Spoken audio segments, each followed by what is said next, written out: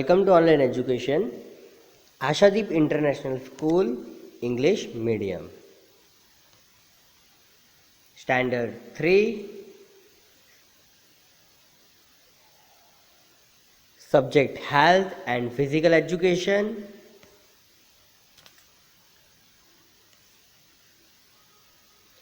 Chapter is Yoga.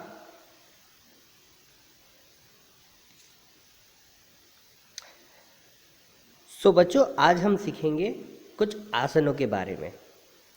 जैसे कि अष्टांग योग के अंदर 8 अंग होते हैं, उसके अंदर जो 4th अंग रहता है यम, नियम, आसन, यानी कि थर्ड वाला पार्ट जो रहता है अष्टांग योग का वो है आसन। उसके अंदर भी हम आज कौन सा आसन देखने वाले हैं? पहला आसन है भुजंगासन। भुजंग यानी जिसको कहते हैं सांप भी कह सकते हैं। भुजंग यानी उसको सर्प भी कहा जाता है, भुजंगासन। ओके, क्या बोलते हैं उसको? भुजंगासन। तो हम देखते हैं उसकी मेन पोजीशन कैसे है। सो फर्स्ट ऑफ ऑल जो उसकी मेन पोजीशन है तो किस तरह करना है? ले on stomach, keep both hand attached to the body, keep your head on the ground, keep your chin on the ground, keep both legs together, keep the calves pulled. यानी कि यानी आपको क्या करना है? पेट के ऊपर उल्टा सोना है। मीन्स पेट के ऊपर सोना है। कहाँ पे? पेट के ऊपर। दोनों हाथों को शरीर के साथ जुड़े हुए रखना है। अपना सिर जमीन के साथ टिकाना है, बराबर। सपोर्ट यानी जो ग्राउंड रहता है ना, ज़मीन रहती है ना, वहाँ पे सपोर्ट देके अपना सिर रखना है। और अपनी चीन जो होती है ना, चीन को भी वहाँ पे टच रखनी है। दोनों पैर यानी कि दोनों लेग्स टच्ड होने चाहिए, यानी एक दूसरे के साथ टच हुए होने चाहिए। एंड जो हाथों के पंजे रहते हैं उसको एकदम टाइटली खींचे हुए रखने हैं। ओके, ये अपनी हुई मेन पोजीशन। फिर हम बात करते हैं सेकंड पिक्चर, ऑर्डर 1।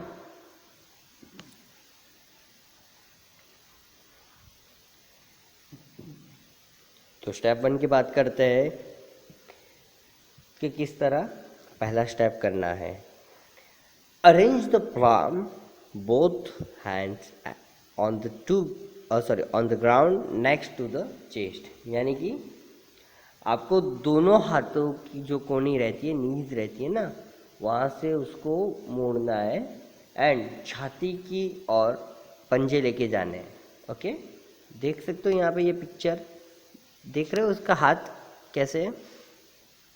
यहाँ से मुड़ा हुआ है ना नीज, एंड उसके पंजे देख सकते हो, पाम। फिर देखते हम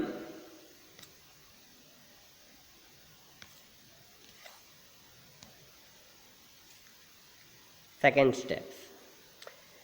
slowly move the chest with emphasis on the hands, keep the stomach steady, pull the toes, keep your back to the sky as much as possible.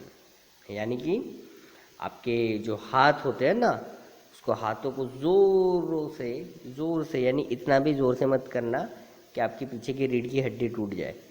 Okay, उसको ज़ोर देके यानी थोड़ा पुश करके हाथों को चेस्ट को ऊपर की ओर मोड़ना है।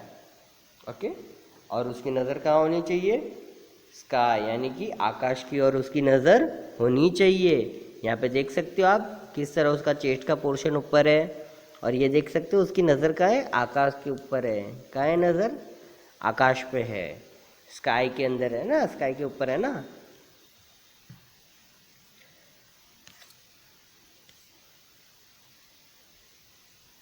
फिर ऑर्डर 3 की बात करते हैं, स्टेप 3।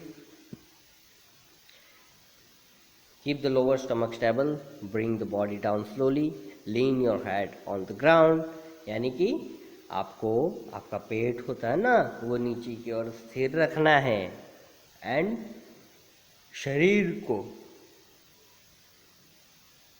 स्लोली स्लोली कहाँ लाना है, नीचे की ओर लाना है चेस्ट को, और धीरे से अपने हेड को टच करना है जमीन पे।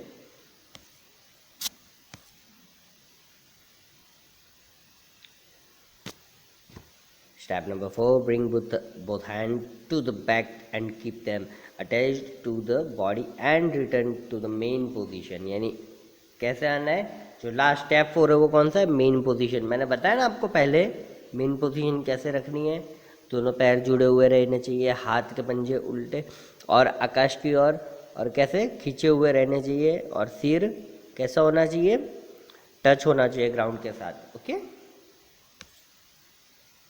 ये हुआ भुजंगासन। अब उसकी बात करते हैं कि उससे क्या क्या एडवांटेज मिलते हैं। बैक पेन यानी कि आपकी जो पीठ यानी आपका बैक रहता है ना, उसका पेन होता है ना, वो नाबूद करते हैं, यानी ख़त्म करता है।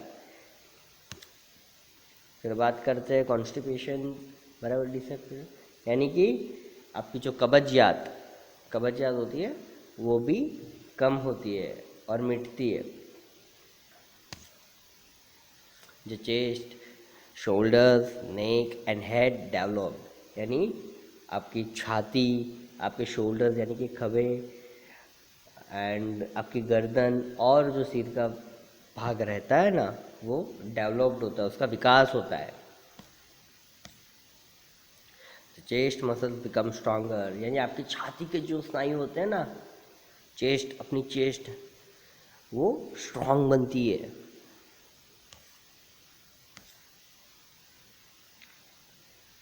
फिर बात करते हैं हम सेकंड आसन, अर्ध हलासन।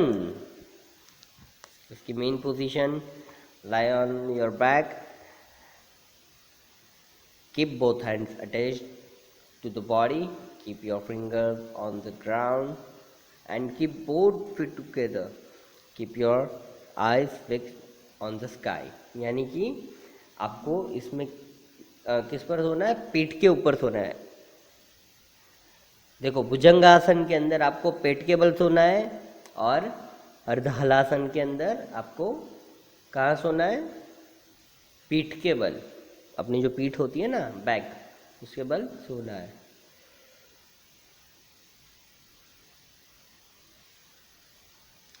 फिर हम बात करते हैं उसके मेन पोजीशन के अंदर कि उसके फिंगर्स कैसे होने चाहिए, ग्राउंड को टच होने चाहिए। ओके, एंड यानी और जुड़े हुए होने चाहिए, और उसकी नज़र का होनी चाहिए स्काई की तरफ। Picture number 2, order number 1, step number, slowly lift both legs without bending the knees. यानी आपको आपके जो घुटने होते हैं ना, आपकी नीज होती है ना, उसको बैंड किए बिना आपको पैर को उठाना है।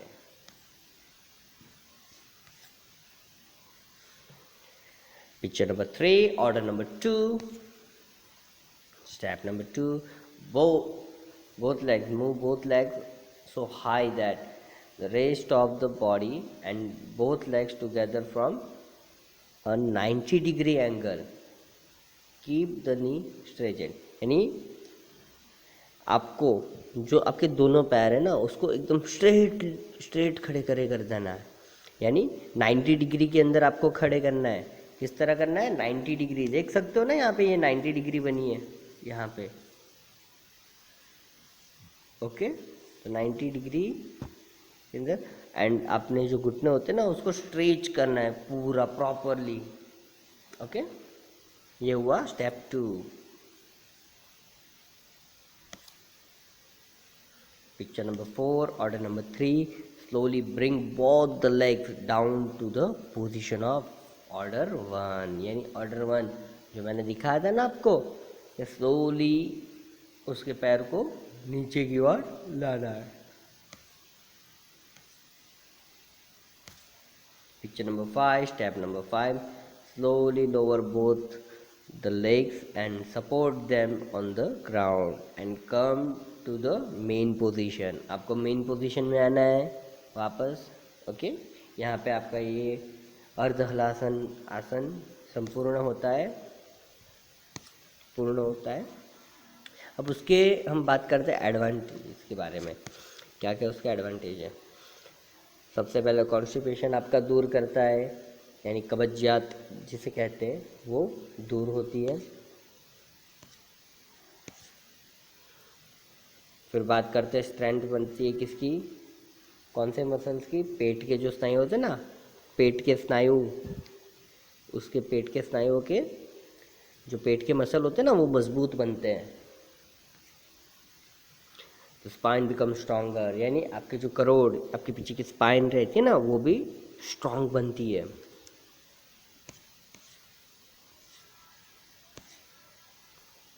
अब बात करते हैं वक्रासन। बच्चा लोग ये थोड़ा हार्ड आसन है पर डेफिनेटली आप कर पाओगे।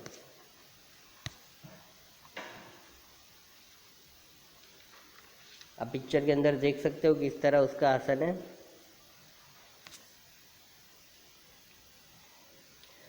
This asana bends the upper part of the body and the spine, so this asana is called Vakrasana. ये आसन जो है ना वो शरीर का ऊपर का भाग रहता है ना, उसको जो उसका जो पीछे की स्पाइन रहती है ना उसको मोड़ता है, यानी उसको ट्विस्ट करता है। दैट्स वाई ये आसन का नाम क्या हुआ, Vakrasana.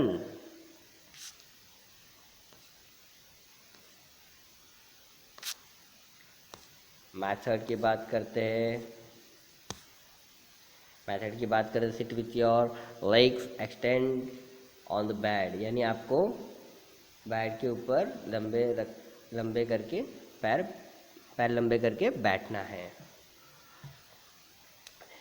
Bend left leg from knee and arrange the left leg parallel to the chest, यानी आपको आपका जो लेफ्ट लेग होगा ना उसको धीचन, यानी उसकी जो नी होती है ना वहाँ से मोड़ के कहाँ पे, ऊपर की ओर, यानी कि छाती के समांतर उसको पैरेलल, चेस्ट के पैरेलल वहाँ पे रखना है। फिर हम बात करते हैं थर्ड स्टेप्स कैसा है। आपका जो लेफ्ट हाथ होगा ना उसको, जो पीठ रहती है ना अपनी, उसको पीठ के पीछे अप्रोक्स 12 to 13 इंच दूर रखना है। और लेफ्ट हैंड को आप जो आपकी हथेली रहती है वो कहाँ पे, ग्राउंड पे अरेंज करनी है। कहाँ अरेंज करनी है, ग्राउंड पे अरेंज करनी है आपकी हथेली को। Now slowly bend body to the left, bend as much as you can, यानी कि आपको ये जो आपका लेफ्ट, यानी जो हैंड होगा राइट हैंड से लेफ्ट लेग का जो लूज रहती है ना वहाँ पे उसको स्लाइडली दबाना है, और लेफ्ट हाथ की हथेली कहाँ रखनी है, ग्राउंड पे।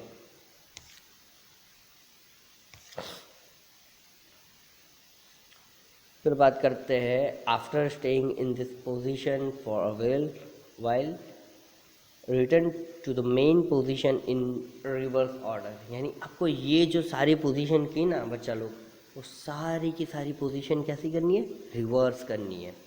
यानी वापस आपने राइट लेग वहाँ पे लिया, लेफ्ट लेग को स्ट्रेट किया बराबर, सॉरी जो आपका जो राइट हैंड होता है वो राइट हैंड को वापस सेट किया स्ट्रेट पोजीशन में, वापस अपना जो लेफ्ट हैंड होता है उसको लेफ्ट हैंड को भी स्ट्रेट किया, फिर पैर को भी स्लोली बराबर जहाँ से नी से मोड़ा सा वहाँ से वापस क्या बोलते स्ट्रेट किया, और अपनी मेन पोजीशन में, मेन पोजीशन कौन सी थी, मेन पोजीशन ऐसी थी कि बेड के ऊपर या फिर कोई भी आसन के ऊपर आप बैठे हो तो पैर लंबे करके बैठना है।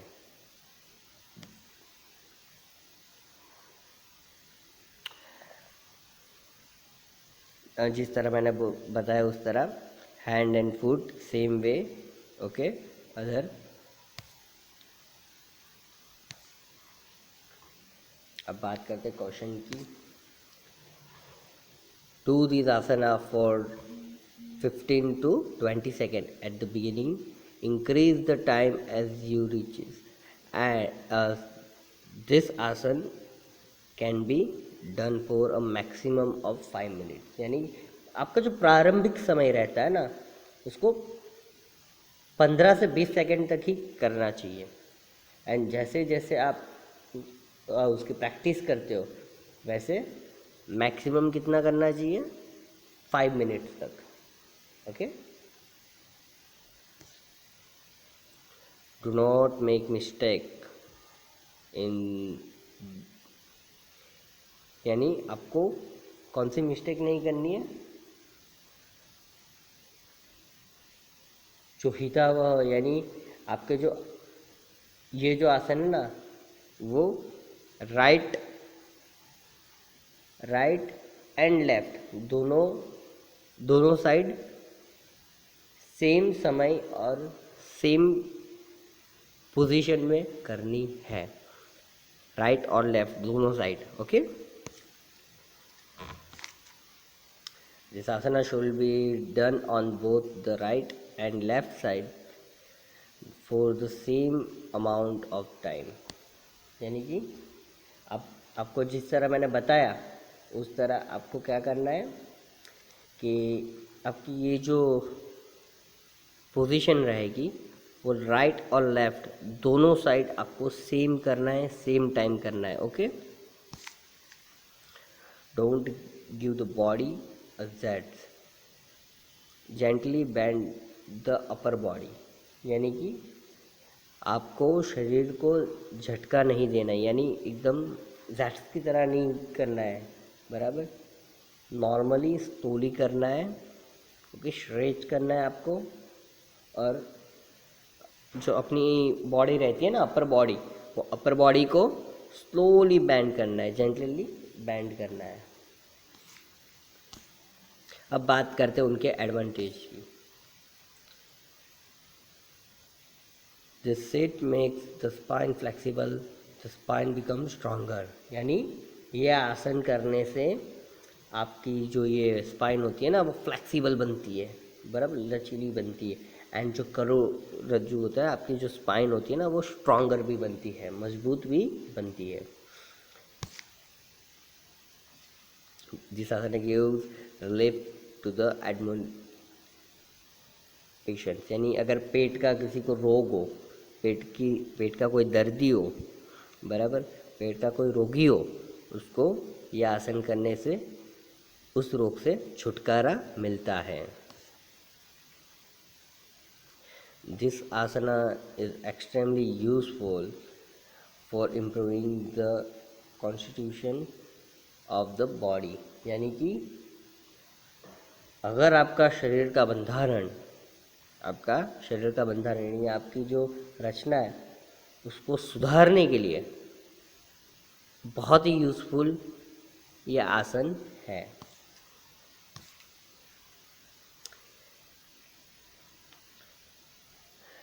This asana prove to be a boon in shoulder, waist and knee pen.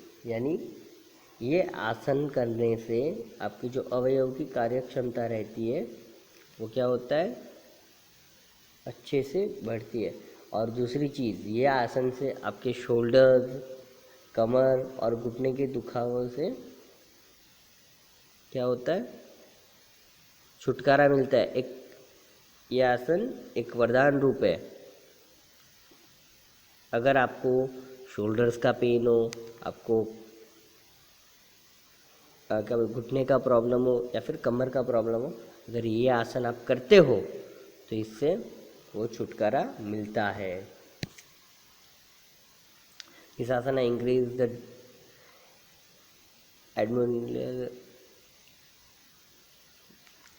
This asana increase the efficiency of the abdominal organs. And बात करते हैं कि कौन आपको किस किस चीज़ के अंदर ये प्रॉफिट यानी आपको इसके एडवांटेज है। तो ये आसन से पेट के जो अवयव रहते हैं ना, ऑर्गन्स, वो उसकी कार्य क्षमता बढ़ाते हैं। एंड कब्जियत और अजीर्ण, अजीर्ण कहते हैं उसके जो रोग रहता है ना, तो उसको मिटाते हैं। तो बच्चों, आज हमने 3 आसन पढ़े। पहला था भुजंगासन, जो सर्प भी कहा जाता है, सर्पासन भी कहा जाता है। कौन सा आसन कहा जाता है? सर्पासन भी कहा जाता है। फिर दूसरा आसन था अर्धहलासन, बराबर। उसके बाद जो तीसरा आसन था वो था वक्रासन। ओके, तीनों के तीनों आसन आप घर पे प्रैक्टिस करिएगा। आपके पापा मम्मी, बड़ी बहन या फिर बड़ा भाई हो तब ये आसन करना है, प्रैक्टिस करनी है। Okay, thank you.